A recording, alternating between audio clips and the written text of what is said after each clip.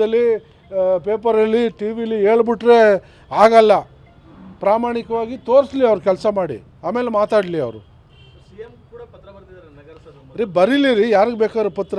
ಏನು ನಗರಸಭೆ ಆಗಿ ಏನಾರು ಆಸ್ತಿ ಬರ್ಸ್ಕೊಂಡಿದ್ದೀವೇನ್ರಿ? ನಗರಸಭೆ ಆಗಿಬಿಟ್ಟು ನಾವು ರೈತರ ಆಸ್ತಿ ಬರ್ಸ್ಕೊಂಡಿದ್ದೀವ? ಅವ್ರ ಓಟ್ ನಕ್ಕನ್ನು ಮತದಾನದ ಹಕ್ಕು ಕಿತ್ಕೊಂಡಿದ್ದೀವ? ನಗರಸಭೆ ಅಭಿವೃದ್ಧಿಗೋಸ್ಕರ ಈ ರಾಜ್ಯದಲ್ಲಿ ಬೇಕಾದಷ್ಟಾಗಿದೆ, ಮದ್ದೂರು ಒಂದೇ ಆಗಿಲ್ಲ.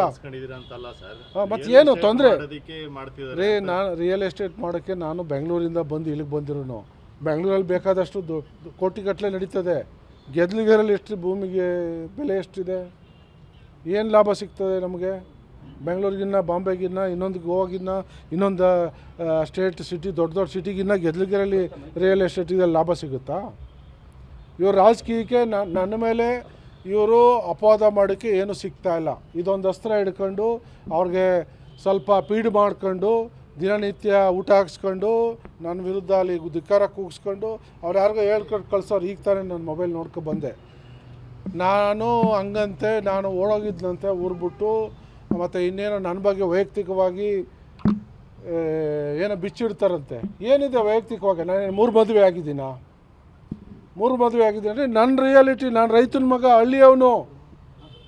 ನಾನು 3 ಮದುವೆ ಆಗಿಲ್ಲ. ನನ್ನ ಹತ್ರ ಸಾವಿರಾರು ಕೋಟಿ ಆಸ್ತಿ ಇಲ್ಲ, ಏನೂ ಇಲ್ಲದೆ ಹಳ್ಳೀಲಿ ಬಂದ್ಬಿಟ್ಟು ಇವತ್ತು ನನ್ನ ಹತ್ರ ಏನು ಕೋಟ್ಯಾಂತರ ರೂಪಾಯಿ ಕಾರ್ಗಳಿಲ್ಲ, ಅಥವಾ ಅವ್ರ ಥರ ಏನು ಹೆಲಿಕಾಪ್ಟರ್ ಯಾರ್ದೋ ಫ್ಯಾಕ್ಟ್ರಿ ಹತ್ರ ಇಸ್ಕೊಂಡಿಲ್ಲ.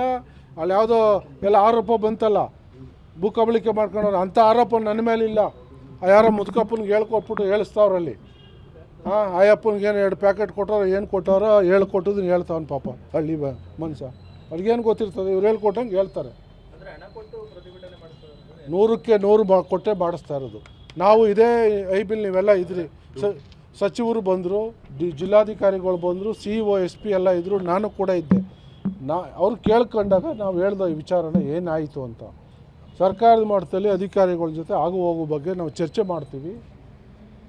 ಏನು ಬರ್ತದೆ ನೋಡೋಣ. ನೀವು ಕೋರ್ಟಲ್ಲೂ ಹಾಕೊಂಡಿದ್ದಾರೆ ಅವರು. ಕೋರ್ಟಲ್ಲಿ ನಿಮ್ಮ ಪ್ರಯತ್ನ ಮಾಡಿ, ನಮ್ಮ ಸರ್ಕಾರದಿಂದ ಏನೋ ಮಾಡಲಿಕ್ಕೆ ಅವಕಾಶ ಇದ್ದರೆ ಚರ್ಚೆ ಮಾಡಿ ತಿಳಿಸ್ತೀವಿ ಅಂತ ಹೇಳಿದ್ದಾರೆ ಸಚಿವರು. ಈಗ ಇಲಾಖೆ ವತಿಯಿಂದ ವಿದೇಶಕ್ಕೆ ಪ್ರವಾಸಕ್ಕೆ ಎಲ್ಲ ಹೋಗಿದ್ದಾರೆ. ಇನ್ನೊಂದು 3 ಡೇಸಲ್ಲಿ ಬರ್ತಾರೆ. ಬಂದ ನಂತರ ಅವ್ರ ಮುಖಾಂತರನೇ ಅದೇನಿದೆ ಡೈರೆಕ್ಟ್ರು ಬರ್ತಾರೆ, ಯಾರು DMA ಡೈರೆಕ್ಟ್ರು ಬರ್ತಾರೆ, ಏನಾಗಿದೆ, ಏನು ಮಾಡೋಕ್ಕಾಗುತ್ತೆ, ಏನು ಮಾಡೋಕ್ಕಾಗಲ್ಲ, ಏನು ವಿಚಾರ ಅನ್ನೋದು ಹೇಳ್ತಾರೆ. ಅಷ್ಟಕ್ಕೆ ಇವರು ತಾಳ್ಮೆ ಇಲ್ದೇ ಕರ್ಕೊಬಂದು ಪಾದಯಾತ್ರೆ ಮಾಡ್ತಾರಂತೆ. ಇನ್ನೊಂದು ಮಾಡಲಿ.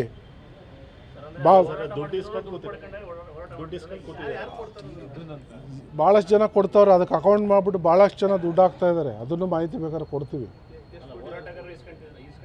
ಹೋರಾಟಗಾರರ ಖರ್ಚು ಬೇಕಲ್ಲ, ಡೈಲಿ ನಿಮಗೆ ಡೈಲಿ ಊಟ ತಿಂಡಿ ವ್ಯವಸ್ಥೆ ಆಗಬೇಕಲ್ಲ ಸ್ವಾಮಿ.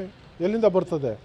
ಯಾರ ವಿರೋಧ ಪಕ್ಷದವ್ರು ಕೊಟ್ಟರೆ ತಾನೇ ಪಾಪ ಹಳ್ಳಿ ಜನ ಡೈಲಿ ಸಾವಿರಾರು ರೂಪಾಯಿ ಖರ್ಚು ಮಾಡ್ಕೊಂಡು ಮಾಡೋಕ್ಕಾಗತ್ತಾ? ಇವೆಲ್ಲ ಬಿಟ್ಟು ಗೌರವವಾಗಿ ಇರೋದು ಕಲ್ತ್ಕೊಳ್ಳಿ. ಜನ ಆಯ್ಕೆ ಮಾಡವ್ರೆ, ನೀವು ಗೌರವವಾಗಿ ಇರೋದು ಕಲ್ತ್ಕೊಳ್ಳಿ. ಬೇರೆಯವ್ರನ್ನ ಟಾರ್ಗೆಟ್ ಮಾಡೋದು ಬಿಡಿ. ಇಷ್ಟು ದಿವಸ ಹಾಳು ಮಾಡಿಬಿಟ್ರಿ ಎಲ್ಲ ಒಕ್ಕಲಿಗರು. ಇನ್ಮೇಲಾದ್ರು ಒಂದಷ್ಟು ಜನ ಒಕ್ಕಲಿಗರು ಬೆಳೀಲಿ.